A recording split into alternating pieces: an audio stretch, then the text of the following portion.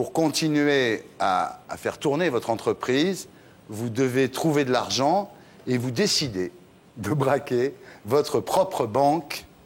Faut être fou. Faut être fou.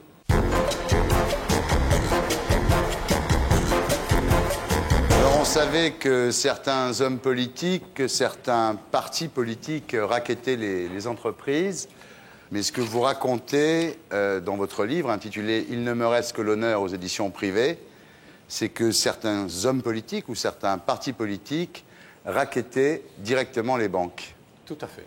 Quand des hold-up finançaient la politique, c'est le sous-titre de votre livre. Alors on va voir votre vie, on va voir comment vous êtes arrivé à faire ça. Et surtout, on va apprendre quelque chose, je pense, ce soir. Je pense. Ouais. Alors au départ, vous êtes un petit chef d'entreprise actif et laborieux. Vous avez quelques employés dont vous avez du mal à payer les salaires. Oui. Et à l'âge de 35 ans, vous voyez s'écrouler 10 ans de travail. Tout à fait. Alors un jour, vous convoquez vos employés pour leur annoncer leur licenciement, mais devant leur révolte, et puis devant le mal que ça vous fait aussi, vous décidez de ne pas aller jusqu'au bout et vous déchirez leur lettre de licenciement. D'abord, il y a une chose, c'est que j'ai une de mes assistantes, ma secrétaire, qui a un petit bébé, qui n'a pas de père, qui a un petit bébé, son petit bébé est malade. Et si elle ne soigne pas son petit bébé, c'est ce qu'elle est en train de me dire, elle risque l'amener à l'hôpital avec énormément de problèmes. Ouais. Et elle me dit, Jean-Claude, si tu ne peux pas me payer, ça va être terrible pour moi, il faut absolument que tu me payes. Alors ça, vous recevez ça en plein cœur comme un poignard et c'est difficile de le sortir après. Et puis, en même temps de là, je vois un homme qui a dans les 55 ans. Et cet homme-là est en train de me dire, mais enfin, tu vas quand même pas abandonner notre entreprise. Ça fait des années. Moi, je suis à l'âge de la retraite bientôt. Si jamais tu abandonnes notre boîte, je suis foutu, quoi. Ouais. Alors, il faut absolument que tu tiennes. Tu te démerdes comme tu veux, mais il faut que tu tiennes. Alors, dans la folie, dans l'inconscience, j'ai dit, je vais tenir. Ouais. Et j'ai tenu. Alors, pour continuer à faire tourner votre entreprise, vous devez trouver de l'argent et vous décidez de braquer votre propre banque. Faut être fou. Faut être fou. Faut être Il y a fou. une certaine logique en même temps. Oui. Enfin, Faut être fou, mais j'étais fou. ouais. J'étais fou, j'étais complètement allumé dans ma façon d'être. Je voulais toujours essayer de faire le meilleur et je me suis rendu compte qu'à un moment donné, j'allais au pire. Mais alors, comment ça se passe? Vous avez un revolver factice? Un revolver factice, avec ma propre bagnole, je suis allé braquer ma propre banque. Et qu'est-ce qu'ils ont dit quand ils vous ont vu arriver, les mecs qui vous connaissaient? Ils ont vu arriver les pieds nickelés. Ouais. Mais ils vous ont reconnu tout de suite, vous n'étiez pas Oui, masqué? oui, non, mais ils se sont dit, il a tourné Barjot, quoi. Il a complètement tourné Barjot dans sa vie. Le directeur de banque s'est demandé, mais qu'est-ce qui se passe? Qu'est-ce qu'il y a? Mais quand vous avez un revolver factice, vous ne savez pas qu'il est factice. S'il est bien fait, vous ne le savez pas. Et la personne que vous braquez en face de vous, elle a la même peur. Ouais. Elle a les mêmes émotions. Elle tremble de la même façon que si vous aviez un vrai flingue. Mais ces gens-là, vous les côtoyez au moins une fois par semaine, donc d'un seul coup, vous leur faites peur, vous les humiliez, vous les braquez. Et je leur demande humblement pardon ce soir, devant vous, pour leur avoir fait autant de mal. Et vous tirez combien de ce braquage? Quand vous faites un braquage, vous ne le faites pas tout seul. Ouais. Vous trouvez toujours 2 connards qui viennent avec vous. Moi, j'ai trouvé 2 connards pour venir avec moi. Ils sont venus très facilement, ça se rencontre très facilement. On a eu 10 briques. Ouais. C'est-à-dire que... 100 000 francs. Voilà, 100 000 balles, quoi. Donc, et à partir de ce moment-là... Alors, une fois que vous avez partagé avec les 2 autres, il vous reste quoi? De quoi payer un mois de salaire à vos employés, c'est ça? De quoi payer un mois de salaire à mes employés. Ouais. Voilà. Et à partir de ce moment-là, je me dis, demain, je vais aller en braquer une autre. Ouais. Parce qu'il faut absolument que je paye ces 3 mois de salaire. Et vous n'y allez pas, vous prenez 8 ans?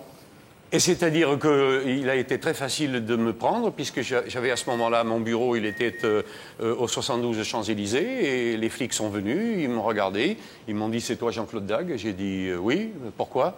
Il me dit, t'as braqué ta banque? Je lui ai dit, oui. Pourquoi? Il me dit, on va te mettre les bracelets. Hein, Ah bon, pourquoi?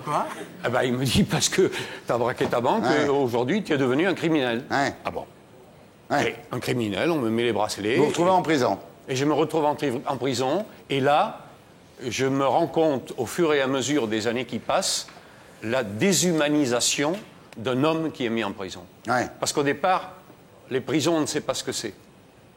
On pense que les prisons, c'est un endroit... Vous savez ce qu'avait dit Giscard d'Estaing à un moment donné? Il avait dit, les prisons, c'est la privation de liberté, rien d'autre. Ouais. Mais pas du tout. Ouais. C'est la privation de liberté et tout autre. Jean-Claude, vous racontez la prison, et j'ai appris quelque chose sur la prison en lisant votre bouquin.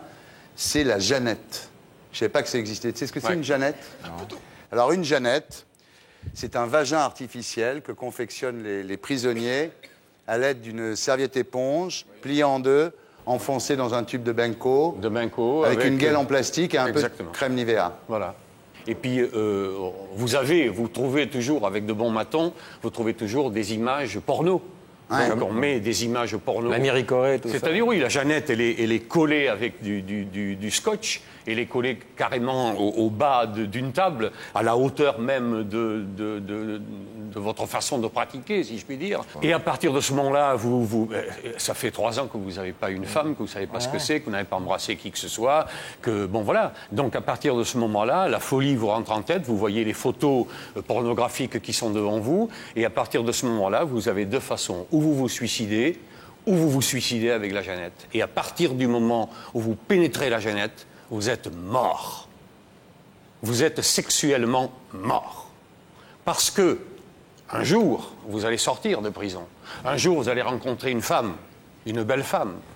Vous allez essayer d'avoir avec elle une relation. Ouais. Vous allez essayer de lui plaire. Ouais. Et puis, ça va arriver. Effectivement, cette femme-là va vous trouver agréable, gentille, sentimentale. Elle va vous amener chez elle. Elle va vous amener dans son lit. Vous allez avoir effectivement les premières émotions.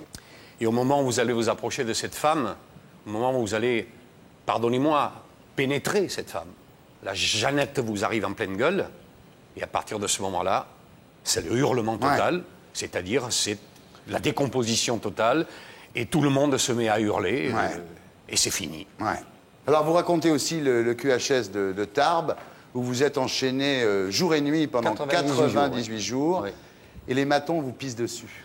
Quand vous arrivez en prison, à un moment donné, vous perdez tout sens de la réalité. Et au fur et à mesure où les mois passent, vous devenez un légume. Au bout de 3 ans, vous avez 2 solutions. Ou vous devenez un mec qui va être une balance, qui va être une ordure, autrement dit, qui va cesser d'être un homme. Ou alors vous vous dites, je vais essayer de me regarder droit dans la glace et de ne pas me cracher dans la gueule. Ouais. Je veux me regarder dans la glace. Je veux rester un homme quoi qu'il arrive. Et automatiquement, le directeur de la prison, qu'est-ce qu'il se dit? Ça, c'est un caïd. Si le mec balance pas, c'est que fatalement, c'est un caïd. Vous avez refusé de balancer? Moi, j'ai refusé de balancer. Vous avez au QHS. Voilà. Vous savez pourquoi j'ai refusé de balancer? Parce que je suis chrétien et que je crois en Dieu. Et que pour moi, quand j'ai fait mon séminaire, et quand ma mère, qui m'a éduqué, me disait, quand tu as quelqu'un de malheureux auprès de toi, ne l'abats pas, ne fais pas quelque chose contre lui, au contraire, sors-le. Alors moi, quand je voyais un de mes amis tolards qui faisait une connerie devant un maton, et quand maton me disait, mais toi, tu l'as vu ce qu'il faisait? Ben, je disais, non, chef, moi, j'ai pas vu ce qu'il faisait, moi. Ouais. Et donc, je savais. Et donc, au fur et à mesure, les matons se sont dit, ce mec balance pas, il a la carrure ou l'envergure d'un voyou. À partir de ce moment-là, les voyous, eux, se disent « Et si c'était vraiment un voyou, ce mec ?» Donc, ils vous récupèrent. Et à partir du moment où vous récupèrent, vous rentrez dans le domaine du grand banditisme. Alors, justement, en prison, vous frayez avec le grand banditisme, vous rencontrez un dénommé Rosenthal, vous devenez ami. Ouais. Et quand vous sortez de prison, vous découvrez qu'en fait, vous êtes toujours un prisonnier, mais prisonnier de votre statut d'ex-tolard, et que la réinsertion est impossible. En fait, pour un ex-tolard, travailler, c'est un privilège d'une certaine façon. Oui, c'est impossible pour la bonne raison, c'est que si demain je trouve un travail, par exemple, je ne sais pas, dans un de vos studios, et que les flics arrivent pour voir si je travaille bien, si vous êtes content de moi, si je fais bien mon boulot. Donc automatiquement, les gens, vos collaborateurs, ils vont se dire, mais attends, ce mec-là, si les flics viennent le voir, c'est un mec qui sort de prison. Ouais. Il a quelque chose à se reprocher. Ouais. Et automatiquement, à partir du moment où les flics ne vous lâchent plus, les directeurs d'entreprise qui, au départ, sont d'accord de vous employer, mais vous foutent littéralement à la porte. Voilà. Donc là, vous décidez de replonger. Un jour, vous avez rendez-vous avec une prostituée rue Godot de Mauroy, parce qu'il faut dire que l'affaire se passe au début des années 70, à l'époque où la rue Godot de Mauroy voulait encore dire quelque chose. Ouais. Elle doit vous fournir une arme. Et là, vous êtes kidnappé par ce Rosenthal, ce grand caïd que vous avez rencontré à Fresnes et puis que vous avez revu à Melun. Et là, ce Rosenthal vous raconte son business. Alors, il vous explique qu'à l'aide d'une dizaine d'ex-dollars, il braque des banques pour le compte d'hommes politiques. Tout à fait. Vous savez que c'est très grave ce que vous annoncez là dans ce bouquin. C'est-à-dire que oui, ce que vous dites aujourd'hui, c'est qu'en fait, donc, il y a des hommes politiques qui ont à leur service des bandits qui vont braquer des banques pour financer leur campagne électorale. Très exactement. Ça n'engage que vous, mais vous savez que c'est très grave ce que vous dites. Ça n'engage que moi, je l'accepte. Dans mon livre, je dis également que je n'ai pas peur de mourir si quelqu'un se voyait rattrapé par mon histoire et qu'il se dise on ne sait jamais ce que va raconter ce Dag, jusqu'où il va aller, donc on va lui foutre une balle dans la tête. Et je veux que ces gens-là sachent que je suis prêt à mourir pour dire la vérité. Pas pour dire un mensonge, mais pour dire la vérité. Alors... Et je dis la vérité. Alors pardonnez-moi Thierry, mais je dis la vérité... Et celui qui a écrit la préface, qui est un juge... Le juge Alphen. Qui est Éric Alphen, dans la préface, dit non seulement que je dis la vérité, mais il dit lui-même qu'il a connu des braqueurs de banque, lui disant que les braquages qu'ils avaient faits, la moitié du butin des braquages allait chez des hommes politiques. Tout à fait, il dit ça. Il dit ça. Le juge Alphen dit ça dans la préface de votre livre. Il dit aussi qu'il regrette que vous ne donniez pas les noms des gens pour qui vous avez fait ça. Alors effectivement, vous utilisez des pseudos, mais quand on cherche un peu, c'est pas très compliqué en fait. Quand vous êtes recruté par des caïds, par des mafieux, la première des choses, on vous donne 3 règles générales. La première des règles, c'est tu ne diras jamais le nom de la personne pour qui tu travailles. Qui t'a dit ni aujourd'hui, ni demain, sinon t'es flingué. Il y en a qui ont été ministres?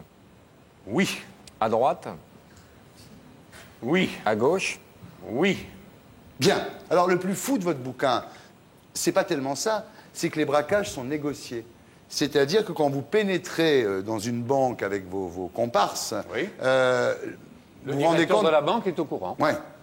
Je veux dire, quand vous rentrez dans une banque et que vous avez votre partenaire principal qui dit c'est un hold-up et que vous voyez les gens qui lèvent les mains et qu'à un moment donné vous croisez quelqu'un comme M. Baffy et vous voyez qu'il vous sourit, vous dites merde quand même.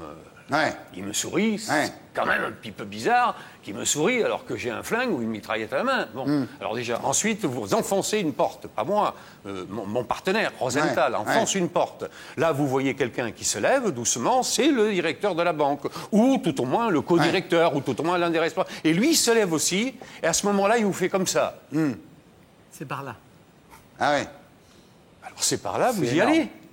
Vous y allez. Mais ce qu'il faut savoir, c'est que le sang ne coule jamais. Le sang ne coule pas. C'est ce qu'on appelle des braquages à l'amiable, quoi. Les braquages à l'amiable, des braquages qui ont été complètement négociés avec certains directeurs ou sous-directeurs de banque ou autres, et avec les pouvoirs mafieux et les pouvoirs politiques. Alors les banques sont remboursées automatiquement par les assurances. Oui, bien sûr. Donc il n'y a pas de souci, en fait. Il n'y a pas de souci. Alors ce que vous dites dans votre bouquin, c'est que les gens qui ont accepté ça, c'est-à-dire les banques qui ont accepté ça, les patrons de banques qui ont accepté ça, évidemment, étaient récompensés quand les hommes politiques en question arrivaient au pouvoir, en fait. Je ne peux pas imaginer que ces directeurs ou sous-directeurs de banque soient assez cons pour ne pas demander quelque chose derrière. Un petit avancement. Un avancement, un arrangement. Enfin, quelque chose qui puisse leur permettre de ne pas rester le petit directeur de banque lambda, alors que il serait mieux qu'il rentre dans un parti politique. Alors vous dites qu'il y a des équipes comme ça, en fait, qui opéraient à l'époque dans toute la France. Vous n'étiez qu'une des équipes, il y en avait au moins 5 ou 6 en France. Vous savez, moi ce que je peux dire, c'est qu'il y avait en tous les pas l'équipe de Mémé Guérini, qui était à Marseille, dont tout le monde connaissait l'équipe de Mémé Guérini, avec... Bon, vous alliez à ce moment-là à Lyon, vous aviez Momo le Lyonnais. Momo le Lyonnais, il était archi connu, Momo le Lyonnais. Et vous parlez de Spaggiari aussi. Oui, alors je parle de Spaggiari, mais aussi il y a des gens comme par exemple, ça tout le monde l'a su, c'est-à-dire ce qu'on appelait les frères Z, les frères Zemmour. Il faut quand même pas oublier que les frères Zemmour, en 1979, ont tous été fusillés, les 3 ont été fusillés à Paris. On a eu le fils. Les 3 ont été fusillés à Paris, et Édouard, qui était à Amérique, à Miami, il a été tué la même nuit. Vous pensez que c'est à cause de ça? Fatalement. C'est-à-dire qu'à un moment donné, un homme politique, c'est le grand problème d'un homme politique. Quand il est arrivé très haut, il se prend pour Dieu. Et à partir du moment où il se prend pour Dieu, pas tous, fort heureusement, mais certains, à partir de ce moment-là, eh bien, les hommes politiques, tout le monde était d'accord avec tout le monde pour que ça se passe très bien. Tu crois que Besancenot, il braque des petites vieilles, toi? Quand il leur apporte le courrier, peut-être. Les mandats. Peut-être la qu'il garde des retraite, mandats, Besancenot. à vérifier. Oui, à le voir, je pense pas. C'est incroyable cette Il a histoire. l'air- Vous croyez que le slogan du Crédit Lyonnais, le pouvoir de dire oui, ça vient de là? C'est peut-être une très bonne chose. T'en penses quoi, toi? C'est insensé, non? Oui, mais bon, on le sait en même temps. Enfin, je Ah veux bon, dire, à ce point-là, non. À ce point-là, Oui, voilà, non, c'est mais- ça qui est important. Mais, mais- on le sait en même Ouais, temps. ouais. C'est-à-dire qu'on nous a caché la vérité, on nous cache la vérité depuis 30 ou 40 ans. Tous ceux qui sont au pouvoir nous cachent la vérité. Je veux dire qu'aujourd'hui, celui qui nous gouverne nous cache des vérités importantes. Jean-Claude, il y a prescription pour la plupart des délits, non? Pour pouvoir être devant vous ce soir, il fallait qu'il y ait un minimum de 20 ans et 25 ans pour certaines choses. Ça fait 29 ans que ça s'est passé. Il y a prescription. Donc aujourd'hui, il y a une peuvent plus être prescription qui est de condamnés, 20 ou de même si c'est 25 ans. avéré, Ce qui veut dire qu'aujourd'hui, je peux ouvrir un peu ma gueule en étant correct et honnête, mais que si je l'avais ouverte il y a 10 ans, C'est quoi ce bruit? oui, c'est pas grave, j'ai pas peur. Je suis prêt à mourir s'il faut mourir pour, Oh non. pour la vérité. Ouais. Pour la vérité, pour la vérité. En tout cas, ça ferait un beau sujet de film. Hein. Ouf, j'ai eu peur, j'ai cru qu'il allait dire une chanson. Nous allons... Merci Jean-Claude. Merci de votre témoignage et bravo pour votre courage. Merci infiniment. Merci beaucoup. Et pour être sûr de ne rien rater de Inarditube, abonnez-vous et mettez un pouce bleu.